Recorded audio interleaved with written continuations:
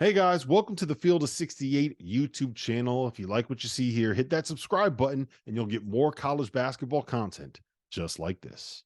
Speaking of bodies, Dariq Whitehead, this is a good Grown value man. pick. Grown Yeah, man. I was about to say Dariq Whitehead, 22nd pick. He's also going to the Nets. I think this is great value if he gets healthy. Because what people forget, this dude was a top 10 prospect out of high school. I think Number he was two. number two, right? Number two. Yeah. Number two. That doesn't include Scoot Henderson, doesn't include the Thompson twins. So, like, he's more of like a top 5 guy in a normal year, but he was number 2 in terms of who went to college coming out of high school. He's had 2 foot surgeries. Didn't he roll an ankle? I think he dealt with an illness during the season. Like, he's been banged up. He had a really rough year, but if he can get healthy, but look, you two are ACC guys. I'm seeing the floor. Go ahead. Let's go. What do you think? I don't think we ever saw the best of him. Yeah, Tio, I'm with you. I think he's the least known prospect in this draft. We don't know what we're getting. Everybody else, there's more tape. You've seen more.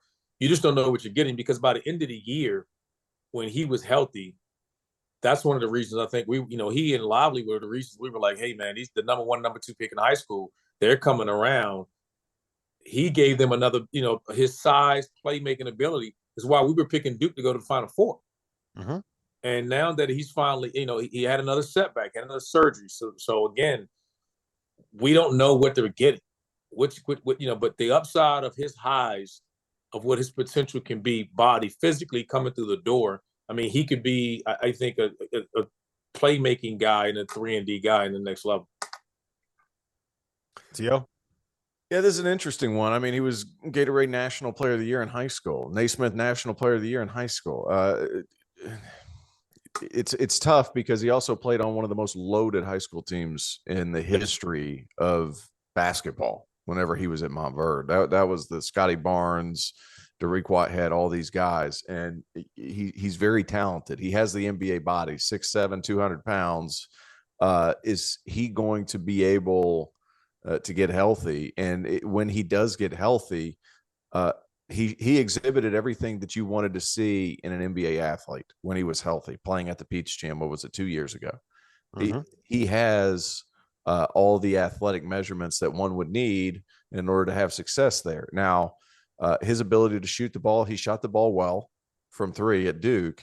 I thought he had hard hands when I watched him play. I thought, he's going to have to be a little bit more of a playmaker, shot creator. But that being said, he had to fall into this role of just another guy at Duke, and he actually played well within that role despite never really getting his footing. And the upside of this pick at, 22, you have to feel good if you're a Brooklyn Nets fan. Yeah, what people saw of him last year was a guy that was basically a 3-point shooter and not much else. And I think what we saw from him— That's wrong. That's what they saw, but that's wrong. Yeah, that's what you saw. If you just watched Dariq Whitehead last year, he was a 3-point shooter and nothing else. And correct me if I'm wrong, both of you guys. What I saw of Dariq Whitehead before he got to college was a guy that was like 6'7", 200 whatever pounds, length, switchable, defender, guy that played off the bounce, had some real shit to him. Like, the question I had when he got to Duke was like, he could do everything else, but like, are we buying the jump shot? So that's why it was the one thing we were worried about was shooting, and that's what he did. Everything else we were sure about. We knew he could do everything else. That's why the value is so good here. Yes, it's all about like whether or not he can stay healthy, and who knows? But injuries on 6'7" dudes are not the easiest thing in the world. When you are 19, you've already had 2 surgeries on the same injury. Not a great sign, but it's a 22nd pick. Like, what's the opportunity cost here?